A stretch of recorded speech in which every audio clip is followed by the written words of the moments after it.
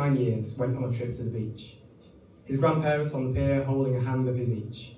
They rambled half a mile, as summer was the light flowing smile of the waves trickling by his feet. Ernie was sad the day had to end. He wanted it to go on forever. But handing the boy a paper bag, grandfather's plan was clever. Ernie took a toffee, a sweet, and another, and in the back of the car he turned and asked his grandmother, "Will life be this joyful forever?" The boy held curiosity as Grandma placed a hand on his cheek.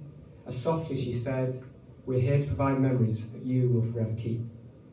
And as day turned to evening, the grandmother smiled. Country road yards turned to motorway miles, and Ernie drifted off to sleep. Time went by, as it often tends to. Ernie became older, with new focuses and new things to do. Grandmother, grandfather waited at home, far from despair, contented and pleased with the times they had shared. As Ernie ventured on eras anew, the world's vibrant fruits began to fade to black. Health waned, fate won its attack. Ernie watched his grandmother die, and his grandfather cry, desperate to have a childhood seaside day back. Ernie, half a man now, went on a trip to the beach. Echoes the only answers, such distress he'd beseech. With grief to pay a lifelong debt, as time was the salty and chilly wet death of the waves biting at his feet. Ernie, distraught and starved of joy, trudged through the years to search and to destroy, but soon fortune spun his way, and on one sunny day, Ernie was the father of a girl and a boy. They'd gained years of their own, 27 and counting each, no matter the mistakes he'd make or the lessons he tried to teach.